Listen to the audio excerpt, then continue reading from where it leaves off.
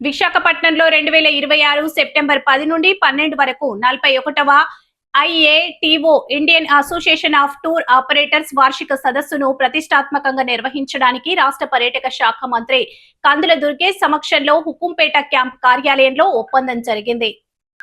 ఈ సందర్భంగా ఆంధ్రప్రదేశ్ పర్యాటక authority CEO AP TDC MD ఏఏఎల్ పద్మావతి, ఐఏటిఓ జాతీయ అధ్యక్షుడు రవి గోసెన్ అవగాహన ఒప్పందంపై సంతకాలు చేశారు. మంత్రి కందుల దుర్గేష్ మాట్లాడుతూ 41వ ఐఏటిఓ వార్షిక సదస్సుకు విశాఖపట్నం ఆతిథ్యం ఇవ్వడం ఆంధ్రప్రదేశ్కు ఎంతో గర్వకారణమన్నారు. దేశంలోనే అత్యున్నత పర్యాటక పరిశ్రమ సంస్థకు మన రాష్ట్ర పర్యాటక సామర్థ్యంపై ఉన్న నమ్మకానికి ఇది నిదర్శనమన్నారు.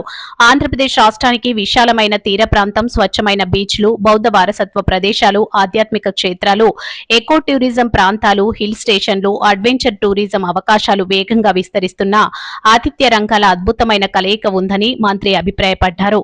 ఈ సదస్సు ద్వారా దేశవ్యాప్తంగా ఉన్న పర్యాటక రంగ భాగస్వాముల్లో ఆంధ్రప్రదేశ్ కీర్తి ప్రతిష్టలు మరింత పెరుగుతాయని, దీనివల్ల రాష్ట్రానికి పర్యాటకుల రాక, పెట్టుబడులు, ఉపాధి కల్పన గణనీయంగా పెరుగుతాయని, ఆర్థిక అభివృద్ధి జరుగుతుందని ఆయన ధీమా వ్యక్తం చేశారు.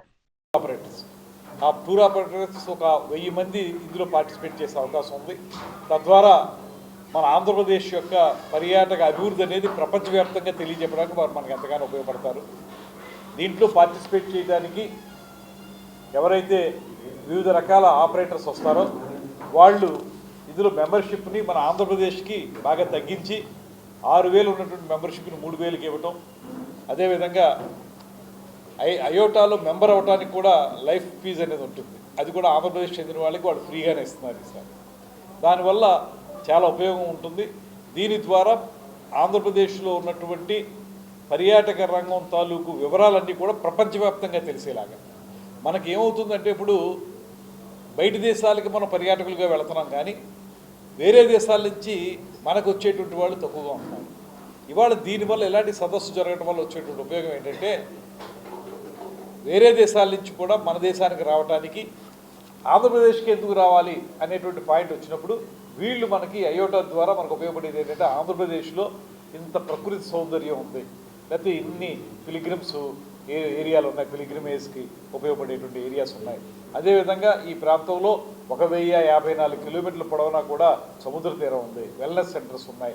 ఇలాగా ఆంధ్రప్రదేశ్ ప్రభుత్వం కూడా ముఖ్యమంత్రి గారు, ఉప ముఖ్యమంత్రి గారి యొక్క నేతృత్వంలో ఈ 2 సంవత్సరాలుగా Shri Chandrababu నాయుడుజీ and Honorable Tourism Minister Shri Kandula Durgesh for your warm welcome to IATO in Andhra Pradesh.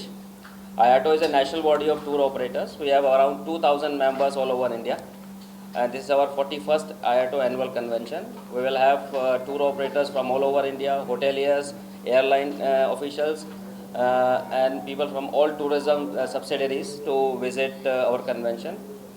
And after this convention, we will bring 200 to 300 people in different parts of Andhra Pradesh to showcase the product, whether it's Araku Valley or Rajamundry. Also, we'll have one tour, Rajamundry and Vijayawada.